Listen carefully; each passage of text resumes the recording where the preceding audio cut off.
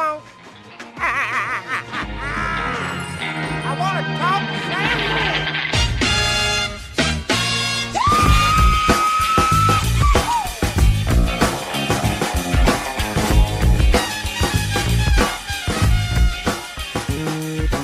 Hello and welcome to the Raptors weekly extra podcast. I'm your host Samson Folk, and in the most special episode that there has been yet, even surpassing the episode with the vaunted Kevin Arnovitz, the Raptors have just won the championship last night. I'm now joined by my colleague at Raptors Republic, Louis Zatzman, and friend.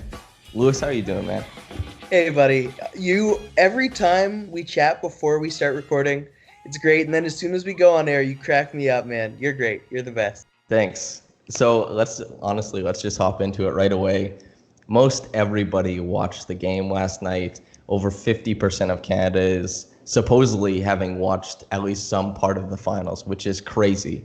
And they all get to see the LowryTitle unfold in front of them. The LowryTitle, a subversion of the narrative and the full circle culmination of Lowry's identity as a top 10 point guard hiding in plain sight, to hear the Raptors analytics team tell it in 2012. Not only did he ascend far above top 10, hovering around 3 to 5 at times, but he won a chip before Chris Paul, John Wall, Derrick Rose, Russell Westbrook, and countless others who were always considered miles ahead of him by the wider NBA landscape. What does this mean for Kyle Lowry's career? Oh, I love that question. I think it means a few things, and also a lot of things that really existed before, but, needs narrative weight to make it true, in quotes.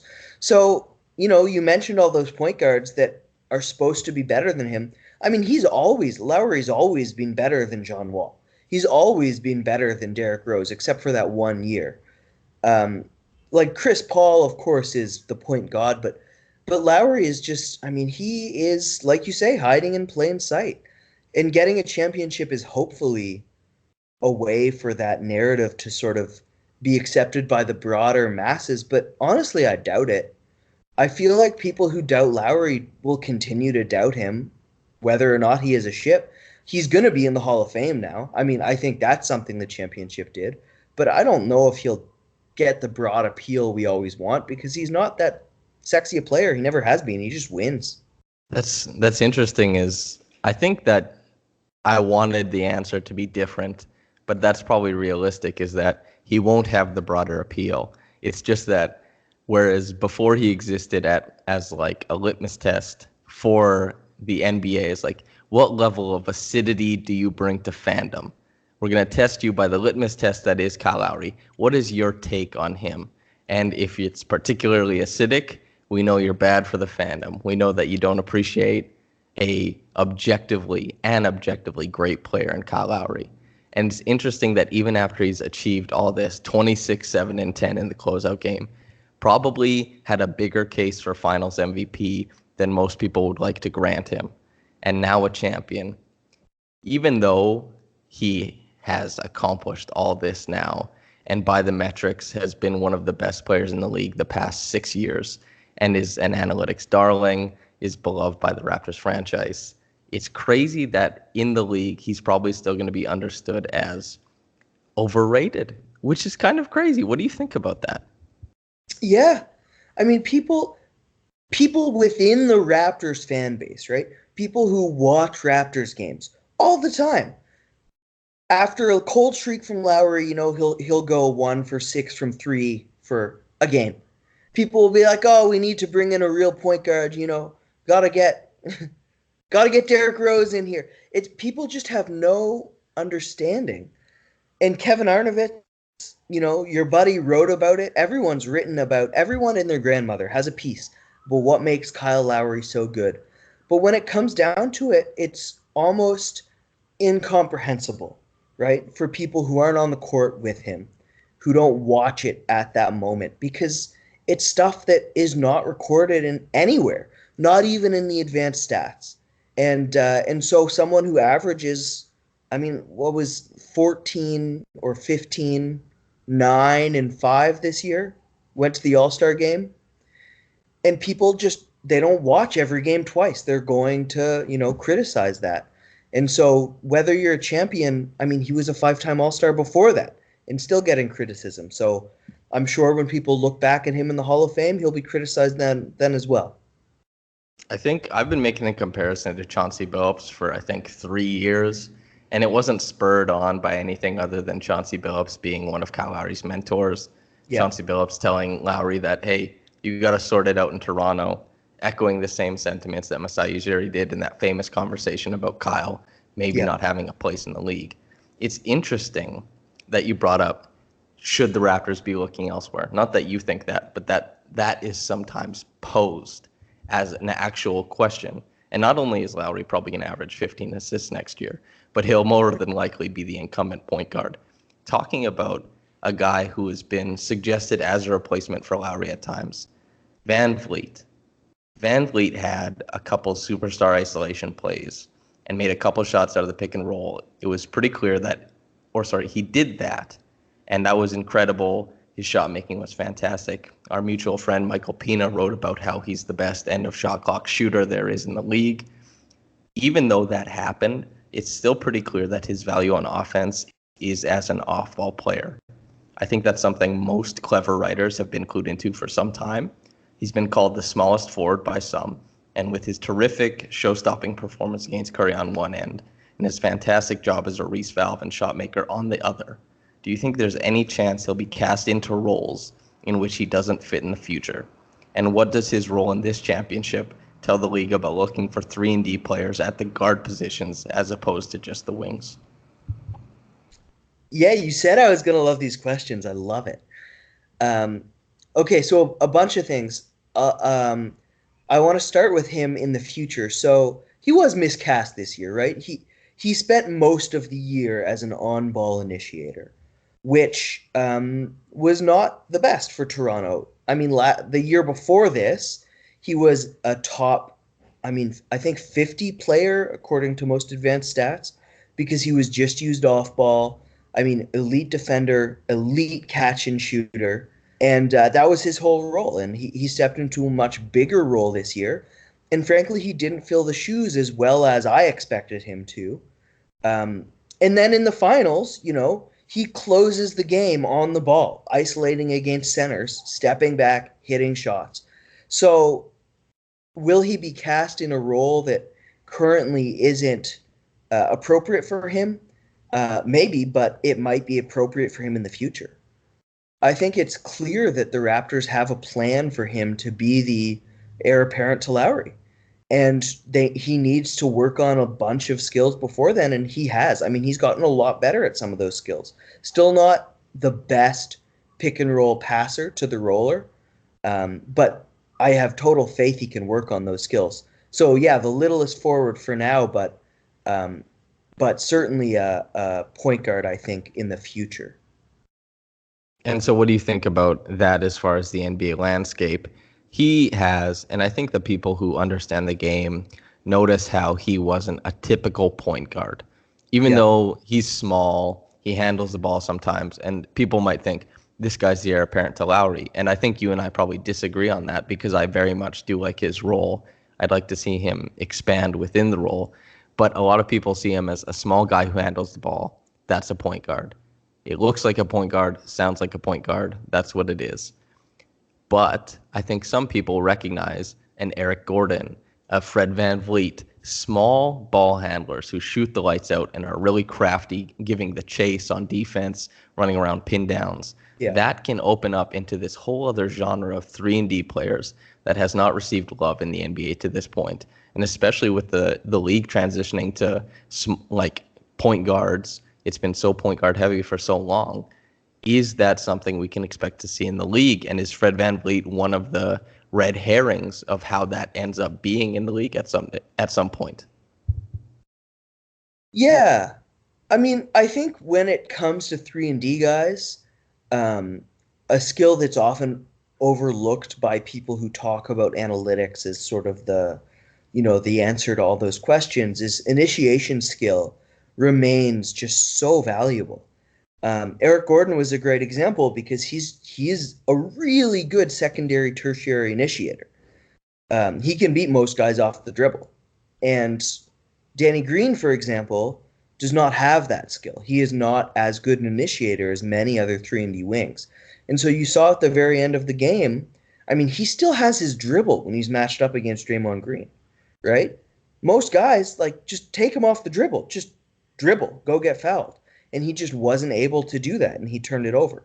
So I think maybe the disagreement we have might just be in terms of the lexicon we're using, because when you're talking about a 3-and-D wing who acts as a secondary initiator, I mean, to me, you can just call it a point guard, maybe not the primary point guard, not the, Chris Paul understanding of what a point guard is, but that's what Kyle Lowry is. I mean, he's acted for the past 3 or 4 years. He spent maybe more possessions as an off-ball secondary initiator, sort of a spot-up wing, than he has as an initiating point guard. So I think the difference may just be minimal between those two types of players. That's interesting. I think let's talk about Fred VanVleet's future then really quick, and then we'll get back to his play in the finals, and we'll tie a nice bow on it. Fred VanVleet, if he is being, like you said, the Raptors, they have an idea of what they want from him. They have a plan. Is that plan in your mind, and this can be guesswork, and we can both just be guesswork guys, is the plan for him to be the heir apparent to Lowry? Is he going to be the starting point guard of the future? And I think that would be wrong, and I think they need to look elsewhere, but still try and maintain him. I think he's an incredibly valuable player. Do you think that is the course that they're going to go with? And do you think that that's the right idea? What I thought from watching this year, him getting force-fed so many initiating reps, it seemed to me that is the plan, yeah. Probably more the plan if Kawhi doesn't resign, when you sort of have a teardown over the next few years, assuming Giannis doesn't come. But in that case, I mean, you have Pascal Siakam, a guy who should be initiating most plays in that circumstance. With Kawhi, if Kawhi does stay, then you keep Lowry longer, and I think Fred VanVleet doesn't step into that role until maybe 2021, 2022, in which case, yeah, I think he'll be ready. I mean, skills develop, right? Guys usually aren't elite pick-and-roll passers when they first get into the league. It's very rare. And I think VanVleet has shown the ability to really work on those skills. So, no, I think it's fine to have him slotted in as the point guard of the future. Oh, interesting. Maybe our first disagreement ever. We'll table that for maybe an off-season podcast. You are the guy, and it's a joke we've made a million times. We talked about it last time you were on the podcast. Fred VanVleet is an elite NBA defender, damn it. That's your piece. It's famous within the fandom of the Raptors, at least those who read Raptors Republic. And it came full circle. He became an elite NBA defender, shutting down for a large part of the series one of the league's chief offensive options. And now he sits here as this celebrated winner, a clutch shot maker, a tenacious defender. How do you feel about Fred VanVleet's, I guess, the last 10 games, 12 games he's played? If you could sum it up in a paragraph or two, what would you say about him? It was otherworldly. I absolutely said he was an elite NBA defender. But barring a few fouls on Curry, behind the arc, some bad fouls, his defensive job in that series was beyond what I would have expected. I mean, and looking back, sure, the guy's ready-made to guard a guy like Steph Curry, a guard without enough size to shoot over someone like Fred, who strength might be Curry's biggest weakness as an offensive player, and it's Fred's biggest strength. And he can use that, incredible lower body strength to make Steph off balance, because he always seems to be on balance no matter where he's shooting from. But with Fred rocketing around those pin downs on his hip, I mean, Steph was off balance for some of those shots. He missed some of them badly with Fred guarding him, which in hindsight, sure, he's built for it, but oh my God. That's yeah. He was fantastic, and there's no other way to spin it. He rose to the occasion in more ways than one, and like you said, it's crazy. It's unfathomable to have, if you were sitting there at Game 3 when he was struggling to get the Raptors offense going against the Bucks. Yeah. Kyle Lowry's fouled out. It looks like the Raptors are about to go down 3-0. If you had said, hey, listen, nobody's going to make more three-pointers from now until the Raptors win the championship in Game 6. He's even going to make more than Steph Curry in the playoffs from this point on. I'd be like, shut up. What are you talking about? This Exactly. is madness. And somehow that comes out. And not only is he able to bang in triples after shedding Steph Curry on the pick and roll, Steph Curry isn't able to do that back in retaliation to Fred VanVleet. And yes, it is worth mentioning that there's a lot more attention on Steph than there is on Fred. But that is just insane. It's crazy that the end of that game was Pascal Siakam. I talked about this on the Reaction podcast. It's nutty that it wasn't Kawhi Leonard and Kyle Lowry who closed the game out. It was Pascal Siakam and Fred VanVleet. Exactly. That is beyond the pale. That is the most insane thing it's unbelievable. I have a tough time processing it because I was sitting there with my friends watching the game. There's 3 minutes left. The game's close. And I just say, I'm like, this is where Kawhi Leonard just has to close it out. He's a superstar. Close this thing out. It didn't happen. It was Pascal and Fred. And that's, if anything, wow, what an indictment of all the teams that don't use their G League teams properly. I mean, what in the hell? It is one of the craziest things ever. And Fred, I mean, like you say, not only is he hitting all these threes, but he's closing and they trust him. Like, his teammates trust him. It's not a secondary thing. He's bringing the ball up. He's initiating the offense. And for so long during the year, it didn't go well. And then in the finals, it's amazing. I mean, like, when you were watching it with your friends, were you feeling confident with Fred bringing the ball up and initiating the offense? So, for one thing, I was a little bit annoyed that they were just going to those actions because I felt like you can go to those actions if the primary action doesn't work. But on the other hand, and this maybe is leaking into when I was more disappointed with the Raptors when they were starting their primary action with 12 seconds left in the shot clock. And that was when Fred wasn't scoring the ball well. That was when the possessions, he wasn't even able to get a shot up and he just had to pass out of it. Yeah. It was good offense in a sense to attack DeMarcus Cousins because Clay was injured. DeMarcus goes in because they need offense from somewhere. Apparently, Andre Iguodala recaptured some form, even though he's garbage. I hate him. And they had to have DeMarcus Cousins in for offense. So the retaliation is to target him on defense.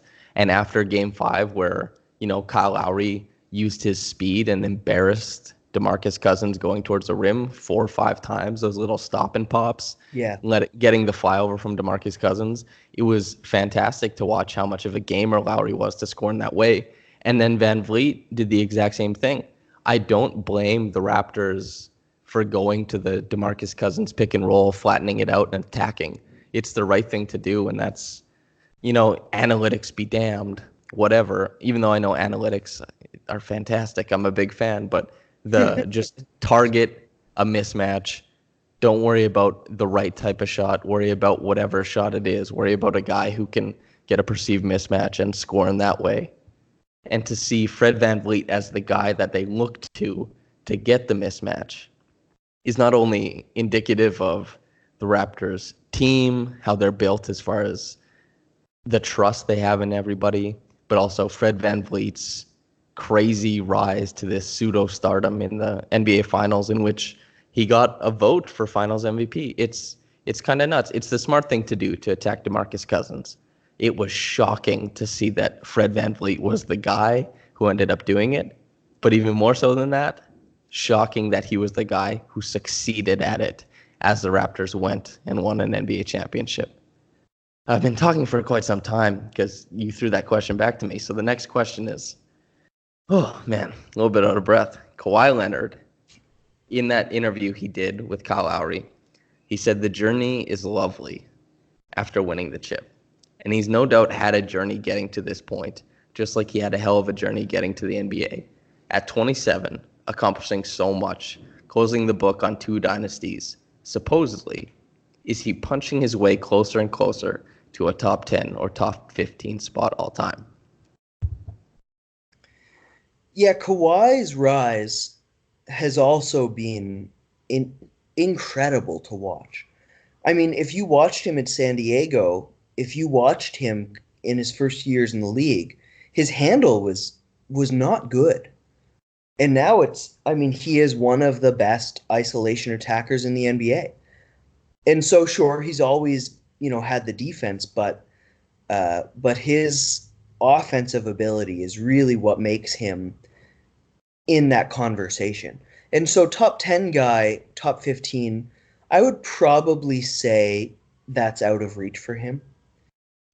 He could be the best defender of all time, but I don't think Kawhi Leonard can lead an offense in the way that a LeBron James can, in that no matter who's on the floor, it's just going to be elite efficiency because of his presence. I think he's probably more like, 25 to 35, 40 range.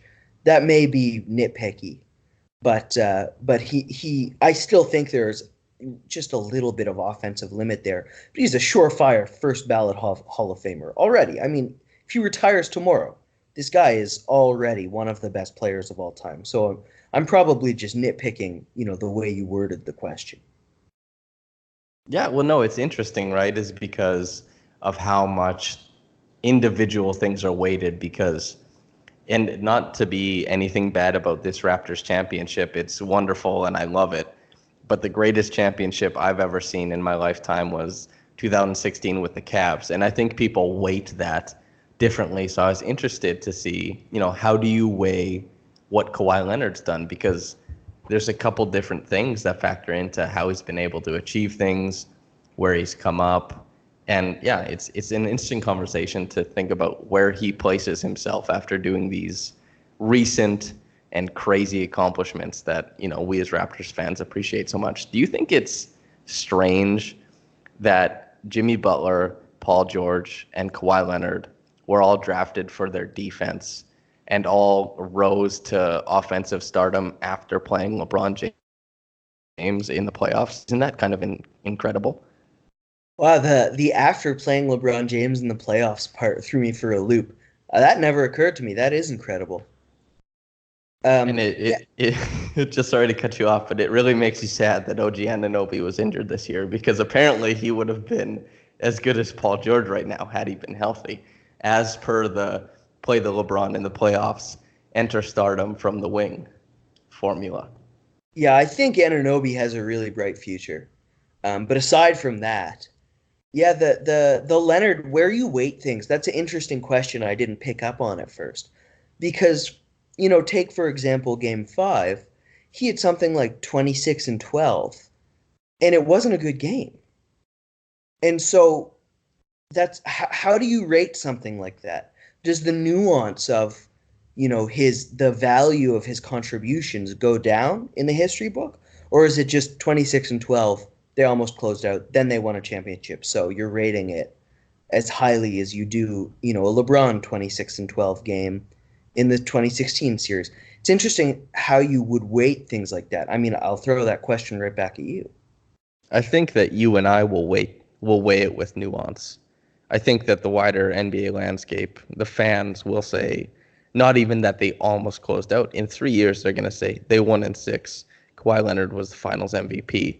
And if the Warriors, if this is the end of the dynasty, then they'll say that. They'll touch on the injuries briefly. It'll be sad because of that. But as far as the nuance of it, they're just going to say, oh, look at Kawhi Leonard's resume. 2 times Final MVP, Defensive Player of the Year. Holy moly, he scored so many points. This guy's incredible. There won't be any nuance. I mean, the only stats I ever bothered looking up in the finals, outside of the ones that I watched like very intimately, like the LeBron finals from 2010 going onward, is like Pau Gasol's stats, just so I could slander Kobe a little bit more. Like, oh wow, Pau Gasol had 24 and 16. Kobe shot 6 for 24. Who is this guy? Like those types of things. Yeah, use it for your narrative. Yeah, and that's the thing, right?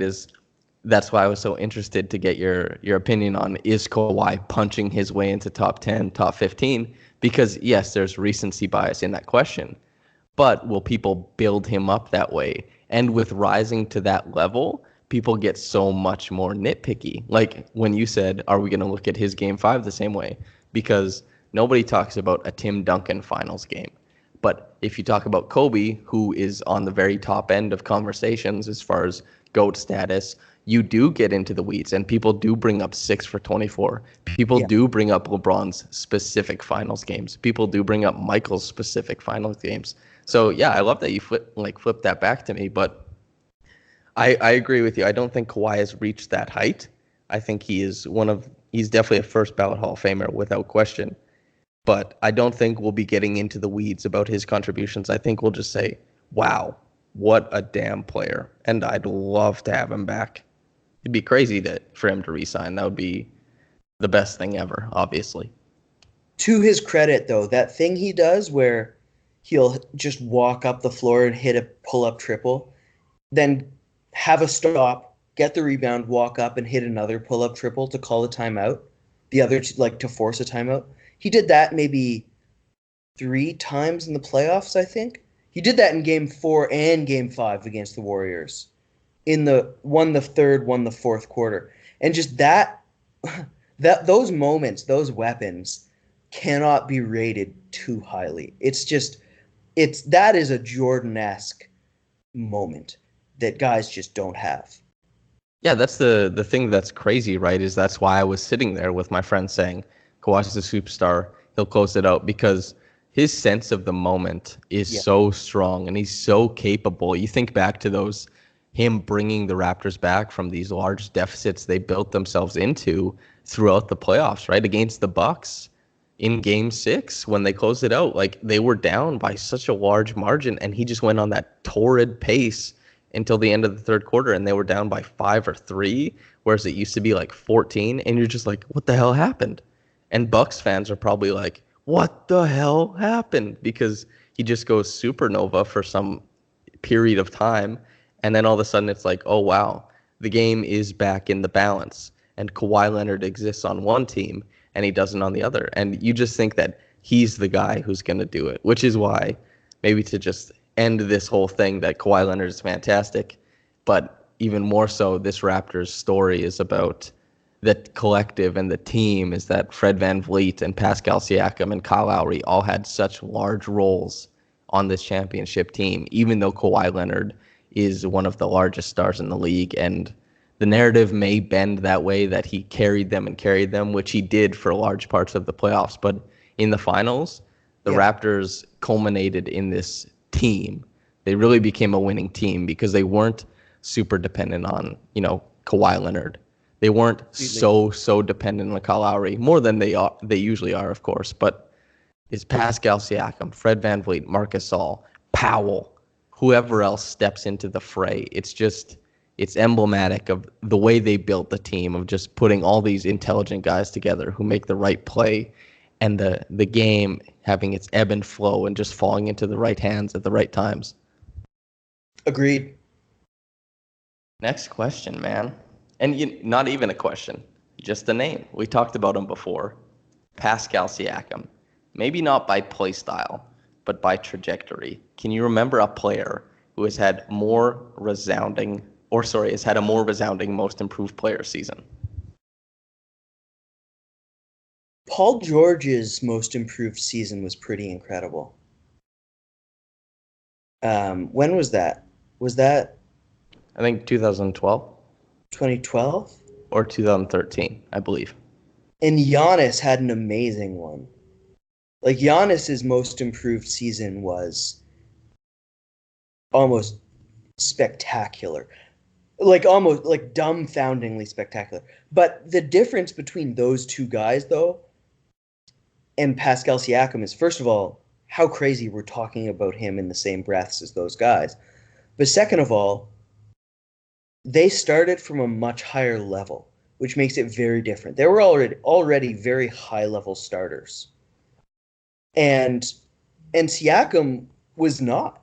Siakam was, a good bench player who looked a little overmatched when he was starting as a rookie. And his ability to turn into legitimately a second or third option on a championship team, we can say, on a championship team now, is, I think, unprecedented. As far as I can, my slow ass brain today, as far as that's working, unprecedented. I think Paul George is a good comparison because Paul George, in his most improved player season, like his trajectory kept on going up in the playoffs, the same way Pascal's did, because Pascal's performance in the Magic series was incredibly good. Opening up against Philly, being guarded by then Jonathan Isaac, Joel Embiid, Giannis Antetokounmpo, Brook Lopez, and then Draymond Green is an insane murderer's row of defenders. And just the way that his trajectory didn't stop. It just kept going until he had 26 points in a finals game to win the chip, and that he became the second highest scoring duo of all time in the playoffs with Kawhi Leonard is there maybe isn't a direct comparison, but Paul George, he just kept going into the playoffs. I guess the last thing I want to talk to you about is just this Masai Ujiri thing. So Masai Ujiri shoved a police officer that was denying him access to the court. The Alameda County Sheriff's Office is investigating him for misdemeanor battery of a police officer. Ujiri refused to show deputy at the court a credential, then twice shoved the deputy, striking him in the jaw. Other Raptors officials wisely got between Ujiri and the police and kept corralling him towards the celebration. Situation now being investigated. Do you have a take or opinion on that? I don't. I saw the video. I don't really know what happened. I have my assumptions. My bias and my knowledge about Masai Ujiri beforehand would lead me to assume that the reported situation might be different, but honestly, we don't know. And I think in general, we as a group of writers, not you and I, but just in general, we jump to conclusions so early before any information comes out. And so, no, I don't have a take about Masai Ujiri. I have a small take, but that's a great point, is that I don't think you and I are very takey people, especially within the Raptors writers group, which is full of very takey people. Yes. And especially jumping to conclusions type of people. But as far as the Masai Ujiri thing, I can't imagine myself, if I was putting my shoes in, like Bob Myers was trying to get onto the court to celebrate with the Warriors, let's say, and like a police officer was stopping him and he like shoved the police officer. I don't think I'd be upset at Bob Myers. I think I'd be like, what is happening in the arena to not let like the president or the GM get on the floor with the team? And I understand why Masai Ujiri, who we've seen is so passionate, was charged up to go get on the stage with this team that he's built. And just, it's a championship that he helped build, and it's a championship that he helped create. And I understand why he was so anxious to get on the floor. And all that being said, we don't actually know what happened, but I don't know. I don't expect anything punitive to happen against him, honestly. And my take, it's not good to hit people, but if a guy is denying you access, I understand why you're frustrated and want to get him out of the way. And I don't want to talk about any of the larger implications about police and all that kind of stuff. I think there's more intelligent people to have that conversation. One last question in like a minute, because you have to go. How should we remember this team, Louis Zatzman? I think we should remember this team as unique. They almost never are championships teams built within such a short span of time. I was looking at data for what championship teams usually add in the offseason and at the trade deadline.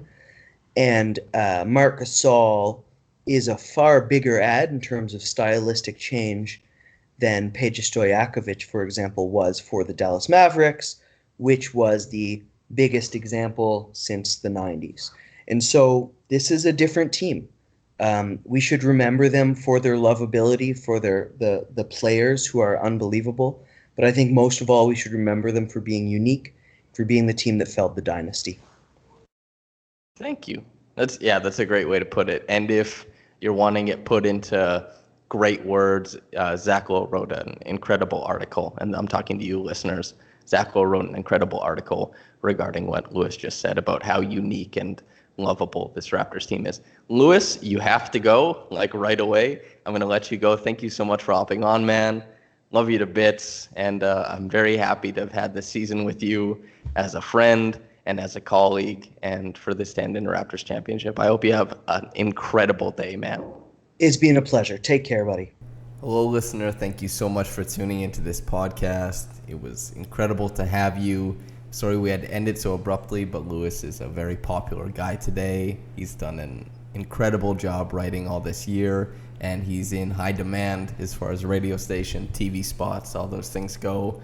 A big thank you to him for making time for this today, and a big thank you to you for listening, whether you get around to it in the morning, at night, whenever it comes, whenever you enjoy this. Have a blessed day, and goodbye.